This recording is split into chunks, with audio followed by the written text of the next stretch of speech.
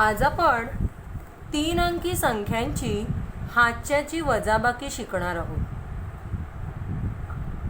आपलं उदाहरण आहे 523 वजा 168.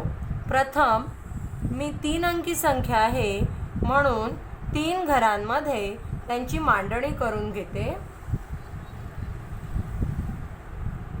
पहिलं घर म्हणजे शतक, दुसरं घर म्हणजे दशक आणि तिसरं घर म्हणजे एकक, अशी मी मांडणी करून घेतली. आता या घरांमध्ये आपण आपल्या संख्या मांडूया.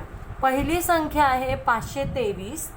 5 शतक, 2 दशक, 3 एकक म्हणजे 523 वजा 168. 168 मध्ये 1 शतक, 6 दशक आणि 8 एकक.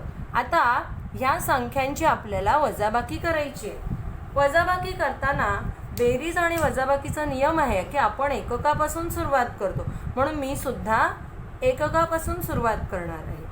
एककात पहिली संख्या आहे 3, म्हणून मी इथे 3 एकक घेतले सुट्टे. आता 1 2 3, त्याच्यानंतर ह्या 3 मधून मला 8 वजा करायचे.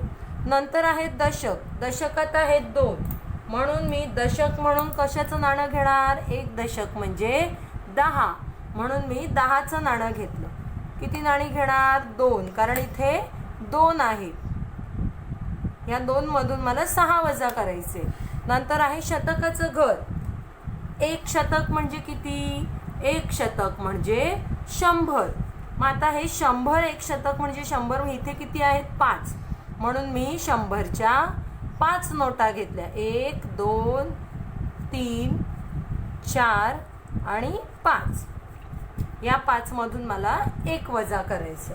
वजा करणं म्हणजे कमी करणं. आता आपण वजाबाकीला सुरुवात करूया. प्रथम मला ह्या 3 एककामधून 8 एकक वजा करायचे. आता 3 मधून 8 वजा होतील का? नाही, आपल्याकडे 3च नाणी आहेत. मग या 3 मधून 8 वजा होऊ शकत नाही.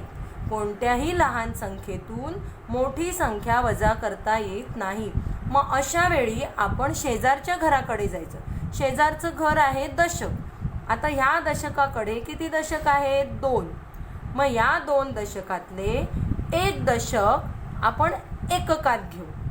आता इथे 1 दशक घेतल्यावर दशकाच्या घरात किती राहिले? 1, म्हणून मी ह्याच्यावर काट मारली आणि इथे लिहिला 1 म्हणजे 1 दशक. आता इथे मी हे 10 घेतले आणि हे 3. किती झाले? 10 आणि 3 13. 10 आणि 3 13. पण आता हे 10 जर मी एककात घेतले तर 10च्या ऐवजी मी ही 10 नाणी घेणार. 1 2 3 4 5 6 7 8 9 10. 10 आणि 3 13, बरोबर. म्हणून मी इथे ह्या 3 वर काट मारली आणि इथे लिहिले 13. आता मला ह्या 13 मधून 8 वजा करायचे आहेत. नीट बघा हं, ही 13 नाणी आहेत. ह्या 13 मधून मला 8 नाणी कमी करायची आहेत. बघा, नीट मोजा नाणी. बघा 13 आहेत का? झाली 13 नाणी. बघा 1 2 3 4 5 6 7 8 9 10 11 12 13. ह्या 13 नाण्यातली मला 8 नाणी कमी करायची आहेत, म्हणून मी एक एक नाणं बाजूला काढते. 1 2 3 4 5 6 7 8.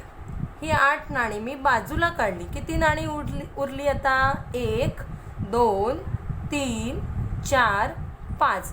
ही उरलेली नाणी मी उत्तरामध्ये लिहिणार. किती नाणी उरली? 5, म्हणून मी उत्तरामध्ये आपल्या लिहिले 5. म्हणजे 13तून 8 गेले 5. आता दशकाच्या घरातली वजाबाकी करायची. दशकामध्ये 1 आहे.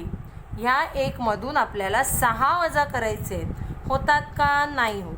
मग आपण काय करणार? शतकाकडचा 1 दशकात घेणार, बरोबर. आणि हे 4 आता इथे उरले. 5 शतकामधला 1 शतक आपण दशकात घेतला, मग इथे किती उरले? 4, म्हणून मी 4 लिहिले. आता आपल्याला इथे हे 100 आणि हा 1 दशक 110 झालेत, पण आपल्याला दशकामध्ये हे शतक ठेवून चालणार नाही आहे, म्हणून मी हे 100 आहेत हे सुट्टे करून घेते. सुट्टे म्हणजे मी एककात नाही करणार, माझं घर दशकाचं आहे म्हणून मी दशकात सुट्टे करणार. 100 रुपये म्हणजे 10 रुपयांची 10 नाणी येणार. बघा, 1, 10, 20, 30, 40, 50, 60, 70, 80, 90 आणि 100. 100 रुपये पूर्ण होण्यासाठी मला 10 रुपयांची 10 नाणी लागली. मग हे 10 आणि हा 1 मिळून किती नाणी झाली? 11 नाणी झाली. म्हणून मी ह्या 1 वर काट मारणार आणि इथे लिहिणार 11 नाणी. आता या 11 नाण्यातली मला किती नाणी वजा करायची आहेत? 6. मग मी ह्याच्यातली 6 नाणी काढून घेणार.